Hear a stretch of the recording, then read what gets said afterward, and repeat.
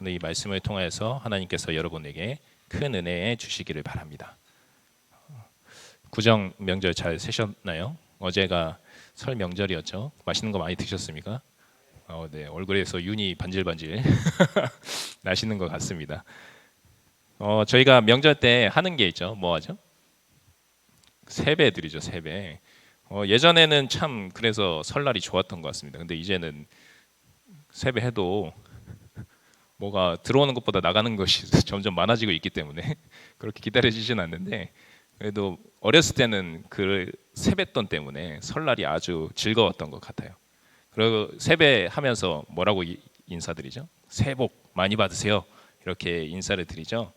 그리고 나면은 어르신들께서 이렇게 세뱃돈 주시면서 그 덕담 한마디씩 해주시죠. 그래, 올해 한 해는 더 행복하고 하는 일 잘 되고 복 많이 받아라 너네도, 이렇게 인사를 해주십니다. 그렇게 복을 빌 때 어떤 복들을 빌어주시나요? 방금 제가 말씀드렸지만 하는 일 잘 되고, 학교 다니는 친구들한테는 공부 더 열심히 해서 좋은 성적 거두고, 직장 준비하는 사람들에게는 좋은 직장 가두고, 그 짝을 찾는 사람들에게 좋은 짝 만나기를, 이렇게 복을 빌어주지 않습니까?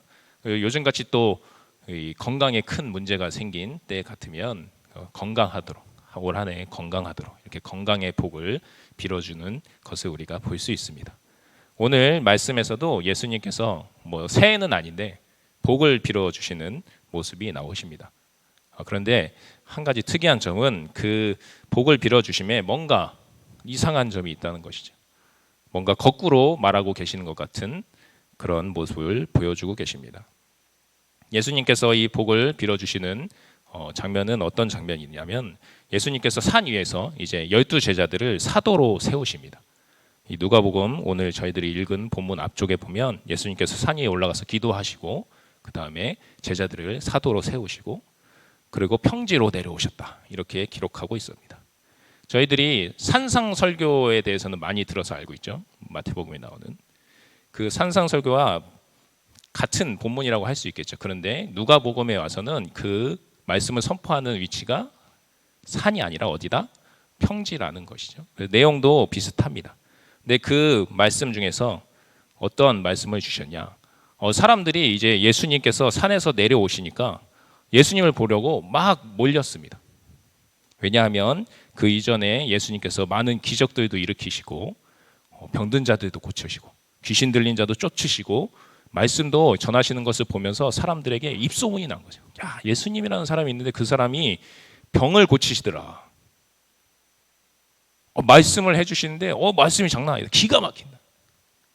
우리 한번 같이 가보자 하면서 사람들이 예수님께서 내려오신다는 그곳으로 가서 예수님께서 어떤 말씀을 해주실지, 아니면 예수님께서 자신을 혹여나 만져주실까, 만져주시면 자신의 병이 나을까 싶어서 많은 사람들이 모였습니다.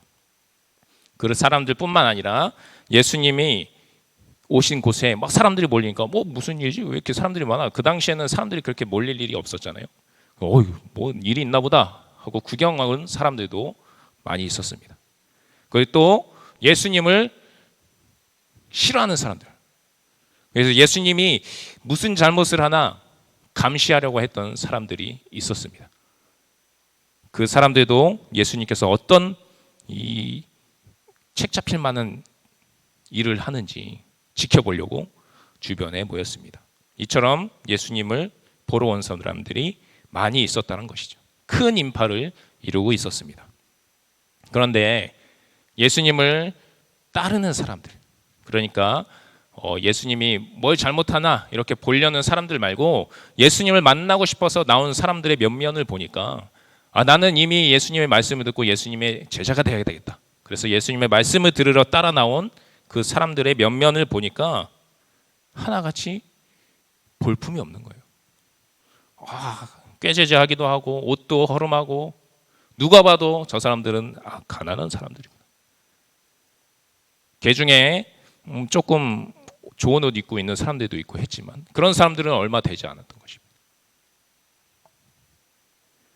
그럴 수밖에 없었죠. 왜냐하면 예수님을 찾는 사람들은 무엇인가 결핍되어 있는 사람들이었기 때문입니다.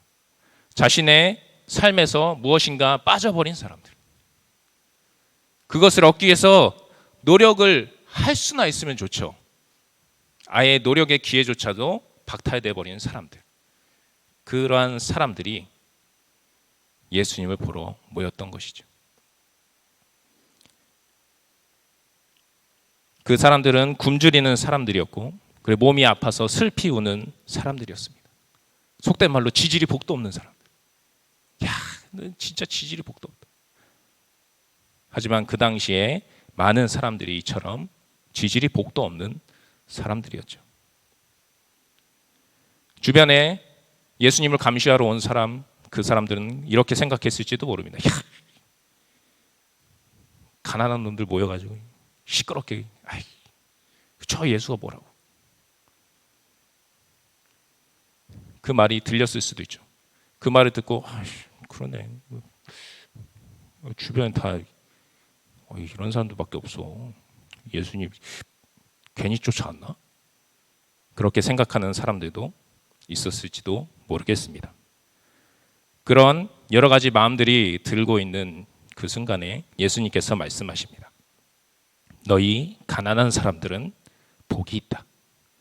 하나님의 나라가 너희의 것이다. 오늘 말씀 20절, 21절을 우리가 새번역 성경으로 한번 같이 읽어보도록 하겠습니다. 시작. 예수께서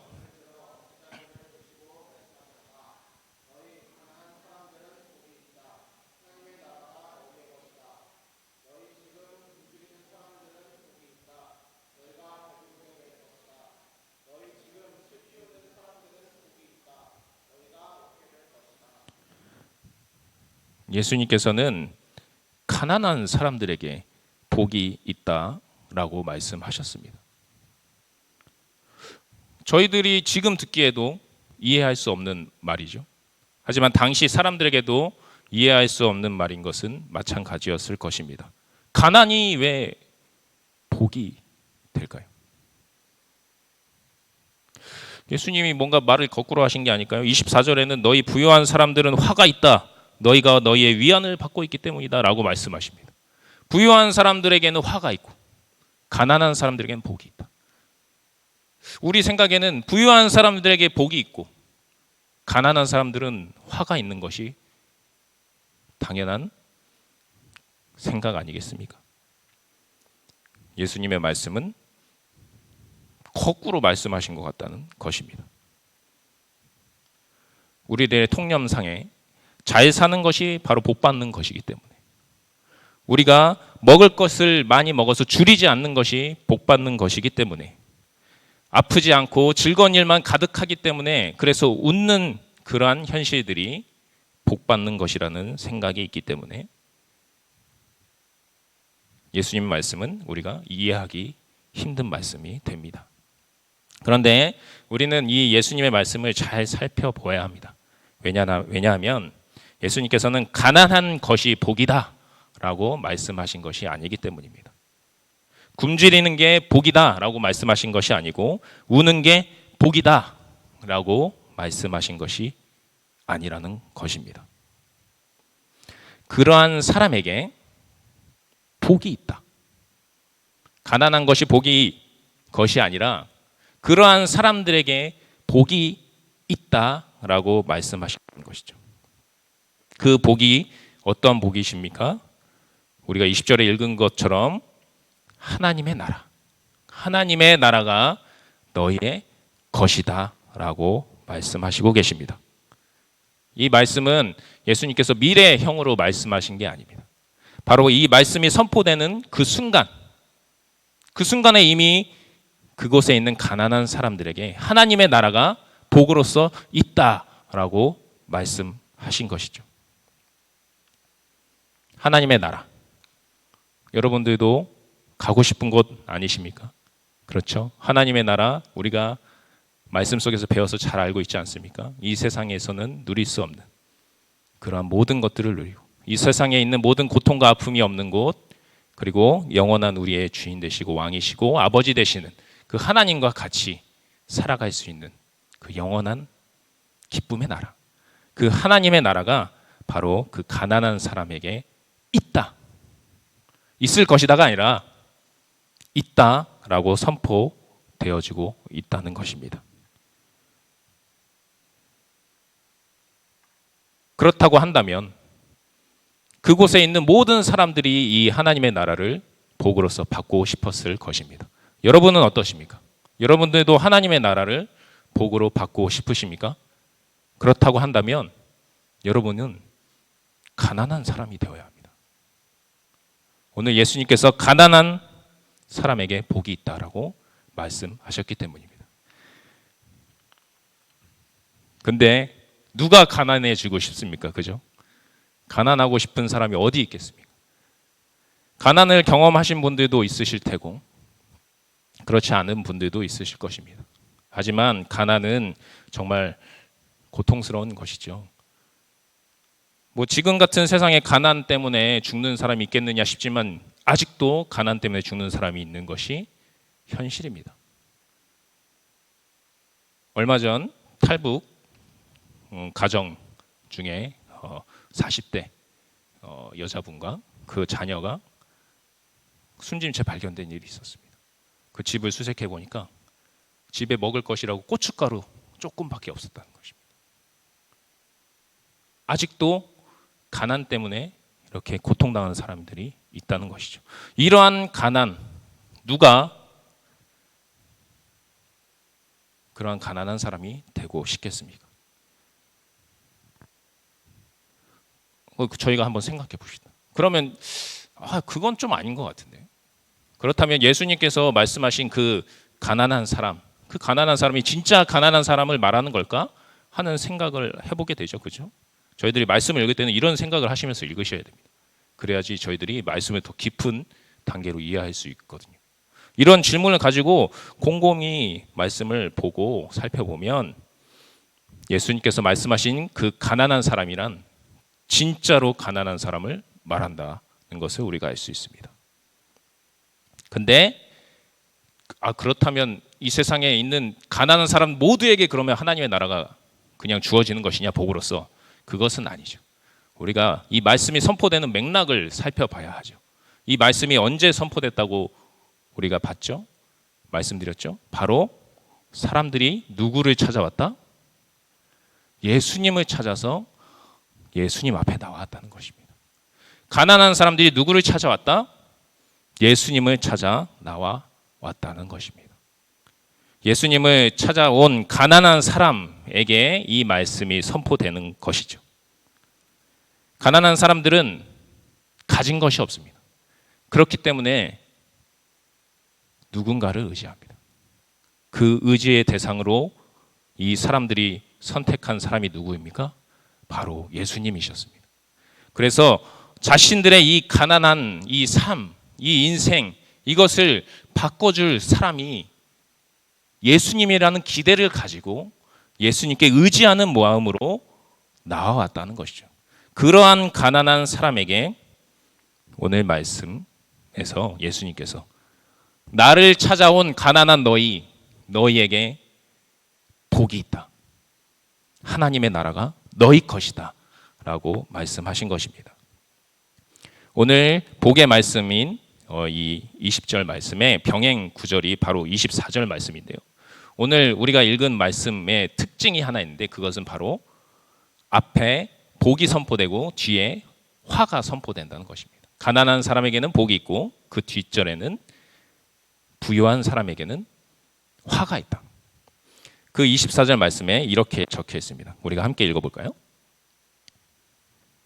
시작.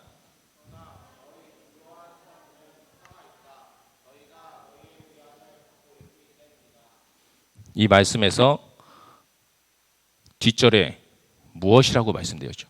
너희가 너희의 위안을 받고 있다. 너희가 스스로 너희에게 위안이 되어주고 있다라는 것입니다. 가진 자들은 뭐가 많죠? 네, 그렇죠. 돈이 많죠. 그리고 돈은 세상 속에서 무엇으로 평가됩니까? 능력으로 평가되죠. 능력이 있는 사람들이 돈을 벌잖아요. 이 능력이 많은 사람들은 자신의 능력 때문에 누구를 의지하면서 살아갑니까? 자신을 의지하면서 살아가는 것입니다. 이 당시에 예수님에 대한 소식을 들은 이 사람들도 자신에게 가진 것이 많아서 부유하기 때문에 배를 굶지 않아서 아프면 치료를 받을 수 있어서 예수님 앞으로 예수님을 의지하면서 나아오지는 않았다는 것입니다. 예수님에게 위안을 구하면서 나오지 않았다는 것이죠. 가난한 사람들은 예수님만을 의지하면서 예수님께 위안을 받으려고 나왔지만 이 부유한 사람들은 그러지 않았다는 것입니다. 그것이 바로 화이고 그들이 하나님의 나라를 받지 못하는 이유입니다. 그래서 첫 번째, 이 가난한 자라는 말이 진짜 가난한 자를 말한다는 것을 우리가 알 수 있다는 것이죠. 두 번째, 가난한 사람은 바로 가난해질 사람들을 말씀합니다. 예수님의 말씀에서 가난한 사람이란 그냥 가난한 상태, 그때 예수님을 찾아왔을 때 가난한 사람을 말하는 것이 뿐만 아니라 더 나아가서 가난해질 사람들에 대한 말씀이기도 했기 때문입니다. 그것은 바로 예수님을 쫓는 그 삶이 가난한 삶이 될 것이기 때문입니다. 우리 22절 말씀 저희가 함께 읽어보도록 하겠습니다. 사람들이 너희를 미워하고 인자 때문에 너희를 배척하고 욕하고 너희의 이름을 악하다고 내칠 때에는 너희는 복이 있다. 예수님을 쫓아온 사람들이 가난해진 이유는 바로 그리스도인이었기 때문이었습니다. 그 초창기 그리스도인들은 그 유대교에서 출교되는 일들을 경험했습니다. 왜냐하면 예수님께서 하나님의 아들이라 라고 말하는 것은 유대교에서는 받아들여질 수 없는 아주 신성모독적인 발언이었기 때문에 그러한 이야기를 하는 그리스도인들이 이 유대인 사회에서 배제되는 일을 경험했다는 것이죠. 여러분, 지금은 저희가 그러한 사회는 아니지만 당시 이스라엘 사회는 그 신정이 같이 가는 사회잖아요. 그러니까 정치, 경제 이런 것이 다 그 유대교와 함께 발달했고 그 사회가 유지되는 그러한 사회였습니다. 그런데 그러한 유대교 사회 속에서 분리된다, 그 사회에서 추방된다라는 사실은 자신들이 가지고 있는 직업, 지위, 직분, 계급 그런 것들을 모두 다 박탈된다는 것입니다. 빼앗기게 된다는 것이죠. 잃게 된다는 것입니다. 그런 일들을 경험하기 때문에 당시에 초기 기독교인들에게서 자신들의 직업과 재산을 잃고 쫓겨나는 일들이 종종 그리고 비일비재하게 일어났다는 것을 우리가 기록을 통해서 알 수 있습니다. 그렇게까지 예수님만을 의지하면서 살아가는 사람들, 자신의 안위와 자신의 직업과 자신이 가질 그 내가 모아놨던 그 창고에 모아놨던 그 모든 재산들, 그런 것 신경 쓰지 않고 온전히 주님만을 바라보면서 나아갔던 사람들, 그러한 사람들이 그리스도인이었고 장차 가난해질 사람들이었던 것이죠. 그래서 우리가 저번 주에 성경 공부 시간에 말씀드린 적이 있죠. 공관복음이라고 해서 우리가 복음서들 이렇게 같이 보는 그 복음서의 마태복음 5장 3절에서 이렇게 말하고 있죠. 오늘 본문과 같은 내용인데요. 마음이 가난한 사람은 복이 있다. 하늘나라가 그들의 것입니다. 오늘 20절 말씀하고 같은 말씀인데 다른 부분이 보이십니까? 오늘 말씀에서는 그냥 가난한 사람이라고 말하죠. 근데 마태복음에서는 마음이 가난한 사람이라고 말하고 있습니다. 이것은 두 개가 다르기도 하지만 어떻게 보면 같은 말씀인 거죠. 예수님만을 바라보기 위해서 스스로 가난해질 수 있는 마음을 갖고 있는 사람, 그 사람들이 바로 심령이 가난한 사람이라고 할 수 있는 것입니다. 이렇게 사는 사람들에게 세상 사람들은 무엇이라고 얘기할까요? 바보라고 하겠죠. 바보. 야, 너 왜 그렇게 사냐? 여러분, 세상 사람들은 우리가 교회에 11조 갖다 주는 거 이해하지 못합니다. 여러분들 월 300 번다고 300도 많이 버는 거예요. 월 200 번다고 칩시다. 월 200 버는 사람이 11조로 20만 원씩 1년 갖다 주면은 240만 원. 그렇게 5년만 11조 한다고 치면 1,000만 원이 넘습니다. 그거 종잣돈 만들어서 월세 자금 되고 전세 자금 되고 차 사고 이렇게 하는 것이 세상 사람들의 사는 모습이잖아요. 단순히 돈만 놓고 보더라도. 그것뿐만 아닙니다. 저희들 항상 주일날 아침부터 저녁까지 이렇게 교회에 나와서 시간 쓰는 거 세상 사람들이 도저히 이해 못하죠. 그 시간에 너희가 너의 삶을 즐기고 너희의 쉼을 누리고 그래서 더 나아가서 프레시한 몸으로 더 일을 하고 더 돈을 벌고 더 가정에 충실하고 그렇게 살아야지 왜 토요일, 주일, 수요일, 금요일 새벽같이 나가서 왜 그러고 사냐 너희들. 너네 바보 아니야. 니들이 그렇게 사니까 잘 살지 못하는 거다. 라고 말을 하죠. 그런데 오늘 말씀에서는 그렇게 비난받는 삶이, 그렇게 사람들에게 비난받는 그리스도인의 삶이 진정한 그리스도인의 삶임을 예수님께서 말씀하십니다. 왜요? 그렇게 사는 사람에게 하나님의 나라가 있기 때문입니다. 23절 말씀입니다. 그날에 기뻐하고 뛰놀라. 그날이 어떤 날일까요? 바로 세상 사람들이 비난하고 욕하는 그날을 말합니다. 그날에 너희는 기뻐하고 뛰놀라. 하늘에서 너희의 상이 큼이라. 그들이 조상들이 선지자들에게도 이가 같이 하였다. 예전부터 세상 사람들은 그렇게 해왔다는 거죠. 하나님의 뜻을 가지고 이 세상을 살아가는 사람들에게 비난하고 욕하고 손가락질하고 돌을 던지고 괴롭히고. 여러분, 그리스도인의 삶은 모든 사람의 칭찬을 받을 수는 없습니다. 이 세상의 칭찬을 받을 수 없다는 것이죠. 저도 세상에 있는 모임들에 몇 군데 이렇게 속해 있긴 한데요. 그분들하고 대화를 나누는데 참 어렵습니다. 우리 하나님께서 말씀하시는 그 올바른 삶의 길과는 다른 얘기들을 당연한 것처럼 얘기할 때 저는 오늘 말씀처럼 살려면 그렇게 사시면 안 됩니다 라고 말해야겠지만 우리가 그렇게 하지 못할 때가 너무나도 많지 않습니까? 그 사람들의 관계가 깨어질까 봐, 그 사람들한테 내가 욕먹 끌까 봐 그냥 조용히 아시죠? 어색한 웃음. 네 하고 피하고 자리 피하고.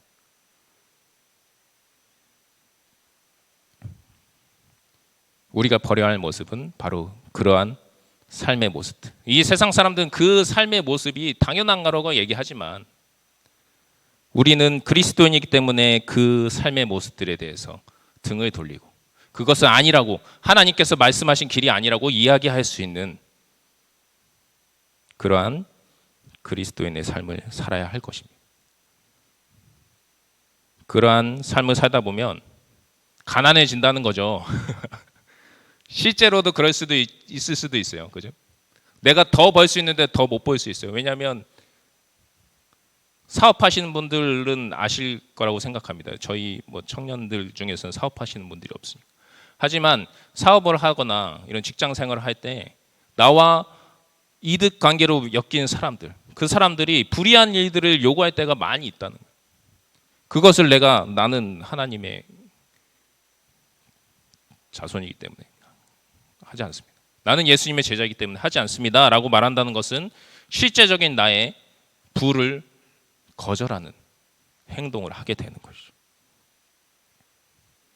그렇게 살아갈 수 있을까요? 여러분, 스스로 가난해질 수 있으시겠습니까? 어렵죠. 그렇게 어려운 이유는 뭘까요? 우리의 믿음이 아직까지 예수님의 그 말씀에 아멘으로 답하기 어렵기 때문이죠. 예수님께서 가난한 자에게 하나님의 나라가 있다. 가난한 너희 복이 있다. 그 말씀하신 그 말씀. 그 말씀이 아직 믿어지지 않기 때문일지도 모르겠습니다.